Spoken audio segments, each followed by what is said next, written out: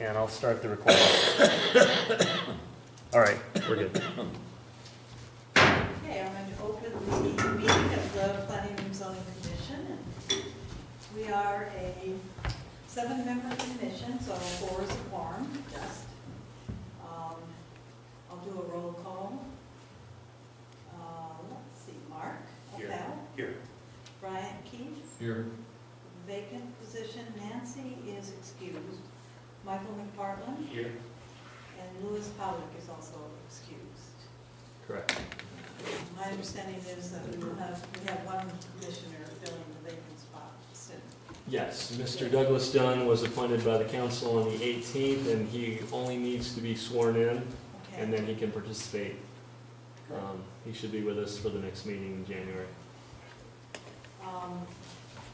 I will now ask for a call to the public. This is an opportunity for people in the audience to speak on something that is not on the agenda. Is there anyone who would like to speak on something not on the agenda? Declare the public hearing, or the call to the public closed. Agenda item, our first agenda item is a public hearing on a proposed text amendment to zoning code article 5.24, which is the CM district, commercial mixed use division 2. Discussion and a possible recommendation to the city council. I'll go ahead and turn it over to staff. Okay. All right, Chair and Commission, before you tonight is a proposed text amendment. I'll do a little bit of background. I mean, I think I've probably mentioned this before, but as we were working with a property owner, we discovered that the property that they had was not what we thought it was. It was actually CM2, and again, you know, bars, taverns are required to be in a C3 or C4 zoning district, so it was discovered, and as a matter of fact, I mean, most of Brewery Gulch, let me go ahead and go to the, so I've got a couple of, so currently, right now as it stands, C3 is required and C4 is required for bars, taverns. So, and this kind of gives you, this kind of shows you where they're currently located right now. See if I can get my pointer to work here. So you've got the area right here, Copper Queen, I believe, what would Santiago's would sit right here. I think this is the museum building. You've got some up here on OK Street. And there's a couple more up here, kind of on Tombstone Canyon. So those are currently, there's no C4 in historic Bisbee. I found a few that are, I think there's actually, believe it or not, over in San Jose and like Warren, but within the historic district, there's no C4 zone properties. So there is C3 zone properties. But, can I ask you a quick question? For the C3, does that include the brewery? no, believe it or not, the brewery falls. Let me go to the next one because you'll see where that lights up. Let me show you. So I did those basically in this kind of orange color. But if I'm not mistaken, the brewery's going to kind of sit at the. Let me get my. If I'm not mistaken, isn't it kind of? Right there. Yeah. So see, that's currently zoned CM2, and again, this really kind of follows what the entertainment district is. So again, it makes sense, and we kind of felt like, you know, the concentration of these properties. I mean, here's Brewery Gulch, as you know, you got a collection of bars and taverns that exist there now, and I don't think there's anything here that's going to encroach upon other properties and be, you know, a conflict of land uses. So, but again, the thought was the best way, rather than try to go in there and individually rezone a parcel. We know there's other parcels that, you know, they have bar and tavern uses, and I think this is the best fix, is to go in and do the text amendment and allow those as permitted uses, and we kind of feel like it you know, it makes sense, and I don't think it creates any problems. But I can zoom back there real quick. So again, you can see the, you know, C3 is limited, but again, it would definitely kind of close in all those areas because you know, I think the C3 was right in here. There was some C3 up here. And then it continues down here. There's some more C3. So I think this does make a lot of sense, and we can come back to this. But let me. Can I ask a quick question? Just curious. I noticed the Civic Center doesn't come up on either of them. Is that? And they have bar, tavern, restaurants there now too. And that falls under like C2. And we're talking this one down right here, Yeah, in this area right here, yeah, that doesn't show up in yellow or red. or red, yeah, so that's, I think that's like a C2 property. And again, I don't know how long that's been, you know, and again, if we find other stuff, but I think, you know, we'll need to look at that. But clearly, I think this is gonna capture most of the taverns and bars that right now are not in a C3 or C4, so. Oh, one more question. Did you happen to look back on the permitting for the brewery as to how that got to be a bar without the proper zoning? Yeah, and I even had a conversation with like Joe to find out, and I thought that might have happened before his time, Yeah, but yeah. you know, he's not, you know, as far as the records, you know, that's a great question. I'm just not sure, I mean, if it just overlooked or, because I would think, I mean, that's the first thing I did when you know, when Mr. Hicks came in there, and, you know, looking at the zoning, the use, is that an appropriate zone for what the use is? And I don't know, I mean, I don't know how to answer that other than, you know, it didn't get, it wasn't captured, so. Right. Well, it was that property and that permit that initiated the whole discussion about a moratorium on requiring a certain amount of off-site parking, or on, I should say, off-street parking for that facility, for that use. For that use, okay. And I can't for the life of me remember how the zoning came up, or I mean, if the zoning ever came up and whether it was properly zoned or not. We were all focused on the parking, you know, that was being required of that property. And then we instituted a moratorium. Bill, you remember when we were doing all that? Bill, Remember, I'm Bill? sorry, Mr. Mr. Higgins? Higgins. It wasn't that I wasn't listening, it's just that you weren't speaking in the microphone, I missed it. It's okay. It's not important. Sorry. You remember that, I guess, about the moratorium? Oh, on the parking? Yeah. Yeah, I do remember that. And how it was initiated by the brewery, Yeah, but somehow the zoning for that was totally, whether that particular use was even allowed in that zoning, didn't seem to be an issue at all at that time. John, I think we need to talk to John Charles about I didn't know you guys were putting me on the spot. that. No, it's- So, well, let me walk through, and again, I've kind of covered this, but I just want to make sure I've got, so, you know, again, there's 96 CM zone parcels.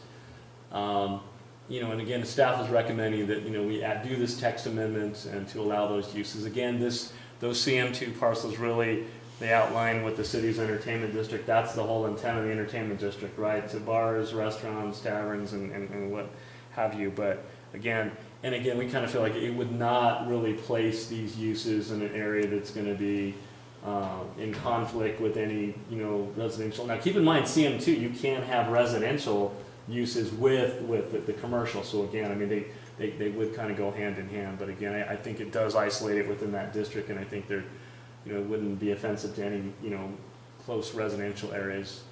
So I have shown you the C3 zone properties.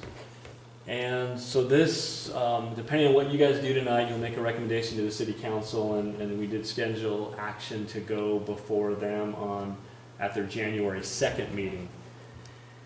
And so I've got, the staff recommendation is to recommend the text amendment to include cocktail lounges and taverns, and then also, based on Mark, on Commissioner Apel's comment, in addition, the appropriate box check for this use on the zoning matrix for the CM2 district. Now, I've done a little research. Again, I know I won't get too deep into this. I know there's not really, but I think it's still related. So let me just show you. So here's the zoning matrix. And again, I personally think, I've talked to some staff, Joe, the attorney, I think that under service uses, alcoholic beverage establishments was intended to be bars and taverns.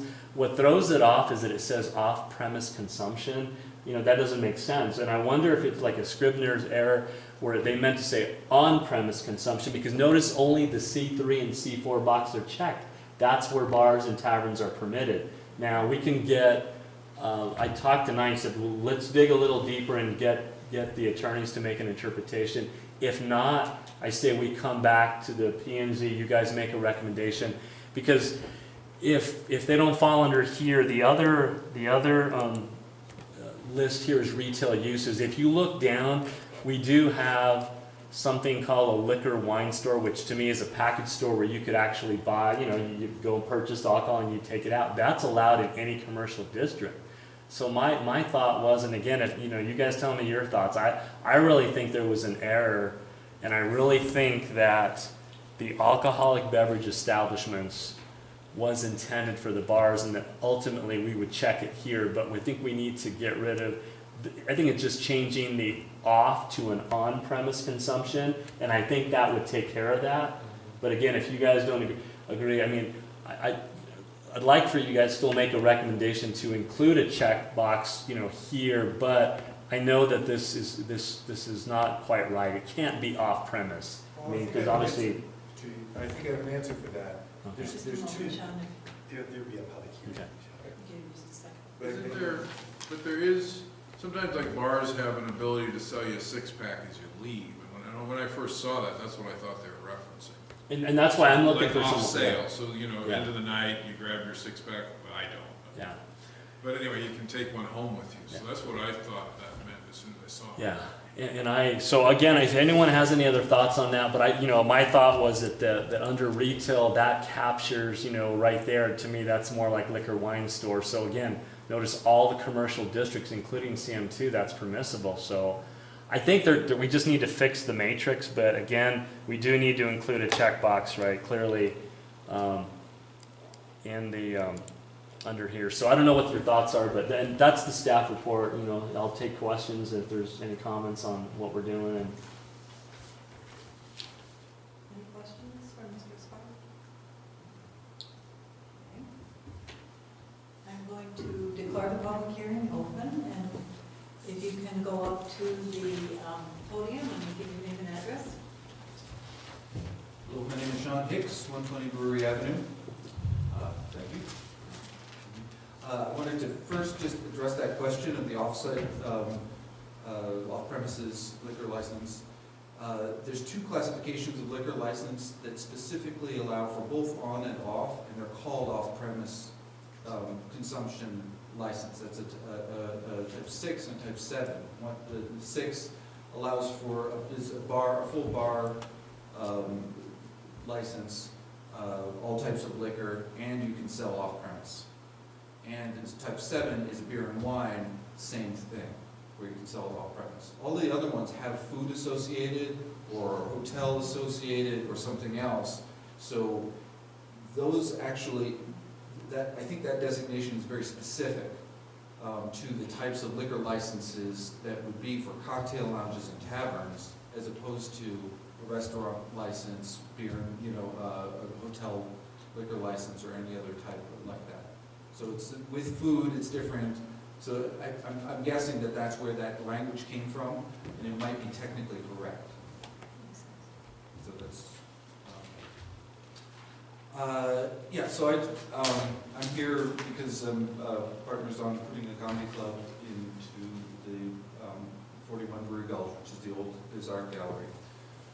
We currently purchased a Series 6 license, a full liquor license, that was the same liquor license that was that I was involved in buying for the Royale, and it was owned by the Royale. Then it was sold to the owner of Screaming Banshee because she was going to do a bar, a new type of club at 54 Brewery, so across the street from where we're operating, Chuck Files building, if you're familiar with that. That was approved by council for that use. So that was another CM2 that was approved by council for use as okay, so since 1998, when this code was put into place, there have been a number of different liquor licenses approved for various things. It's the quarry,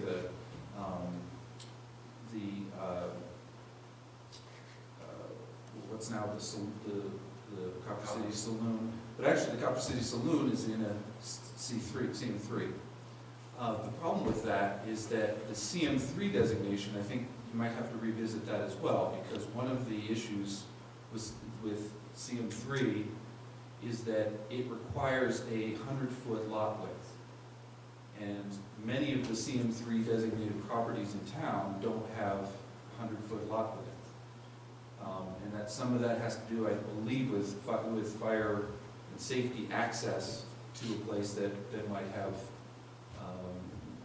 you know, issues like this or whatever. So there's this, I think it was some boilerplate that was used for this and wasn't specifically designed for this town and its needs. So even if you were to get a variance from, as a CM2, or to, you know, to try to change it to a CM3, most of these buildings wouldn't you know, be appropriate for CM3 because they don't have the basic physical structure, the lot. So I really believe that this text amendment fixes the problem without causing too much other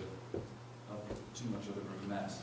And it might be worth revisiting the CM3, because if you had an issue where, say, a place was burned down, you know, the bar was held, you know, culpable, and their insurance agent wouldn't pay out because they weren't properly zoned, or they didn't meet the, you know, some legal requirements.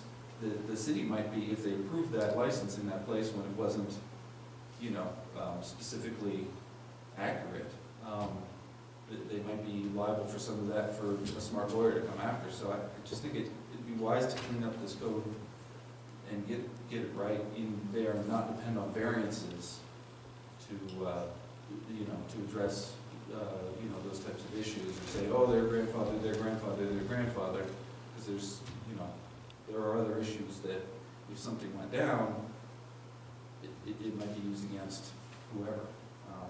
So I just wanted to bring that up. I want to, you know, for our personal things, I want this, you know, we're trying to do everything as by the book as we can, because we don't want to set up for future problems, and we want to make sure that, you know, we address things. If we need to apply for a variance or something, we would do that, but it really seems like we're directly across, we're surrounded on all sides by, you know, establishments that have liquor license, serve alcohol. I mean, there's the brewery to, you know, to our south, there's Elmo's across the street, there's the quarry across the street, there's the bar, you know, bar 4 in the Silver King on the other side of us. I mean, we're literally surrounded. So I think it's appropriate for, you know, that the use of this building that's been not been used for the main floor that we're going to be occupying hasn't been used for 8 or 10 years, just sitting there empty. Try to enliven it with a place that is entertainment. It's alcohol in an area that is an alcohol brewery culture, so yeah, I just hope that you folks make this change. I think it makes a lot of sense. Do you make any questions? Questions for, Thanks, Sean. Thank you. yeah, this is part of the public hearing closed. Call for commission discussion. I just want to say that for me, it just makes perfect sense that that whole area already has a lot of grandfathered uses and some that apparently aren't grandfathered. And especially since it aligns with the entertainment district, and that was kind of the intent of the district. And just the fact that there is residential upstairs, anyone who rents, at least in zoning, in planning, if you rent in an area that has non-residential, it's your expectation, or should be, that there will be some consequences of that, some noise, and people waking you up at 2 in the morning when they do downloads, that sort of thing. But, so I support, I think it's a good idea. Anyone else? Ready for a vote? Yes, I'll ask for a motion. Madam Chair, I move that we, the Planning and Zoning Commission recommend the Mayor and City Council a text amendment to the CM2 Commercial Mixed Use Division 2 permitted uses to include cocktail lounges and taverns. Did you want to add about checking the box? And also to make sure that that comports with the zoning matrix, or uses matrix at the end of the zoning. Okay, thank you. Second? Second. Okay, all those, well, no, is there any more discussion after the motion? Right, I'll call for a roll. I'll do a roll call. Mr. Aye. Okay, Mr. Keith? Aye. Mr. McPartland? Aye. The chair votes aye, so it's unanimous. And as you said, will be heard on the first meeting in the new year in front of the council, which is actually a Wednesday, not a Tuesday. Correct. So, All right. great, thank you. All right, the next agenda item is, are you just asking for? Oh, no, I just want to give a quick update, kind of tell you where we're at, so if I could do that.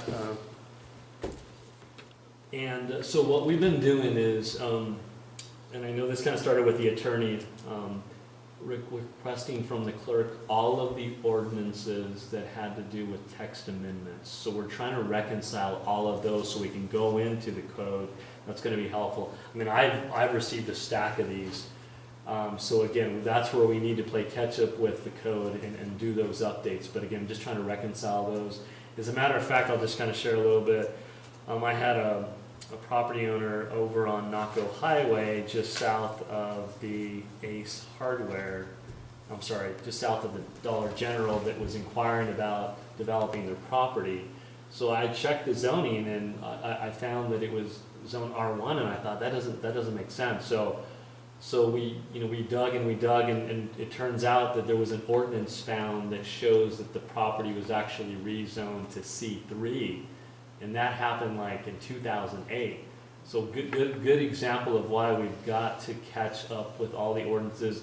And then now we need to update the zoning map. So believe me, we're finding a lot of stuff. And there's another commercial property right nearby that I'm still unable to find the rezoning. So it shows R1, but I mean there's a commercial business on it. So I'm trying to. Which property is that? Well, actually, and I'll just say it. I mean, so actually, so the one that was in question was Ace Hardware. So we found, because the zoning map showed R1, and I said, how can it be? So we dug and we found that it was rezoned to C3. What we can't find, Dollar General shows up as R1, and we cannot find an ordinance to support that rezoning. I can't even imagine how that could have happened, but we're still searching. I haven't given up on that. I may even contact the property owners and just determine if they have any sort of documentation. But just examples of, we want to make sure we don't, if someone's asking to develop their property, we want to make sure it's now the property that was inquired about is actually zone R1. That may require legitimate rezoning, but it is a little concerning when you have a commercial business we're showing it's an R1 property. I mean, that needs to be.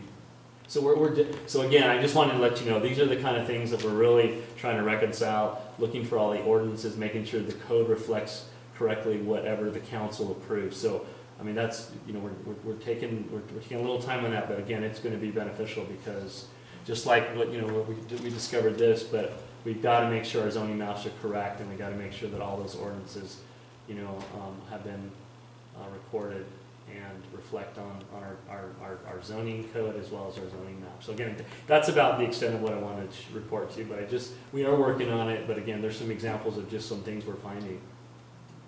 Well, Ace Hardware was definitely done under this commission, but I don't recall Dollar General I don't either. ever having been rezoned. And Yes, and if we just discussed, I've been on this commission for 16, Mark says. And I think it was built like in 2010. I could be wrong. Maybe it was more like 2008, but it was at least 10 years ago. And I'm like, it just was surprising to me that I don't know how that got missed. I mean, it's possible, but I hope there's an ordinance out there. It would be cleaner if we can just find the ordinance and we can just update the zoning map. If I could suggest another thing to look at, I know that's a big hurdle, and once we get over that hurdle of having everything updated, would be, and Judy, you did a little bit of this, where you started to reconcile some of the uses that were in the text of the regs and the matrix. Apparently missed, right, yes. But there seems to be still some, like lounge, what is the language you're using for this one? Cocktail lounges and taverns is not even listed as a use in the matrix. So I'm wondering if there's a way to clean up the matrix or clarify the matrix or make sure that all the uses that are listed in the text of the zoning regs are reflected in. reflected correctly in the zoning matrix itself. Yeah, no, I agree, that's something that we'll work on. Well, I had a thought driving up Mm. tonight, maybe heretical, but the matrix is just there as a tool. It's not regulatory, you have to go back to the text. Is there any reason even to have it? I mean, You I know- know it's Yes. supposed to be convenient, okay. The main reason is Yeah. to show you what is required as a special use. It's a quick reference to Of it. course, it's the way I our think, yeah. special uses are set up. Pardon? It's a really nice quick reference. I've seen that used in other jurisdictions, and it really helps someone that's looking, because if someone says, can you tell me are the permitted uses? I mean, it's so easy to be able to provide, but I think we definitely need to make sure it's updated and correct. Well, because when we had the discussion on the hotel, I mean, we went for a while thinking that hotels weren't allowed, right? Right. And then we found out in the text they were, so I think it can lead people down the primrose path if it isn't correct. Yeah, so I agree. We need to take a really close look at that and make sure it jives with the zoning code. Is this something that an intern would do, or do you think it's just too complicated? No, and again, that would be a great project, because again, but I'll make time. I know how important it is. I just, between the work, but it would be a great project, you're right, to do that comparison. And I don't know what the situation is. I know that the city's had interns before, and I've utilized them, but I don't know where we're at right now. But I could certainly look into that. Someone from the U of A maybe, who needs an internship in planning. So we'll have to see what the city's budget looks like, right? before we can commit to that. But again, I mean, if not, then, staff, we have to add that to our plate. Obviously these are things we're aware of, we just, making the time to do them, and it would be nice to have help, but if we don't, then we have to do it. Anything else that was, No, that should be it. commissioner report and comments, and everybody knows already, but I'll start. This is my last meeting on the Planning and Zoning Commission. Like I keep saying, I've been on 15 years, and Mark keeps correcting me, so. But I think 16 years is long enough. Time for me to no longer be a planner in any regards. But it's been a good run and interesting. You learn a lot about the community, a lot about the citizens who live in the community, and it's been a good commission, so I hope you find it. And with Doug coming back on, Doug is very experienced, so I think that he will bring a very good tone back to the commission. So anyway, thank you. Yeah, it's been a So pleasure, sadness. Judy, having you as the Yeah. chair. I've enjoyed it. Thank you. Well, you still see me around town. That's all I have to say. And actually trying to get the meeting over quickly because we're meeting at 6 in the morning to go to Albuquerque. So, yeah. Anyway, please, I shouldn't have said that. Whatever you have to say. Okay.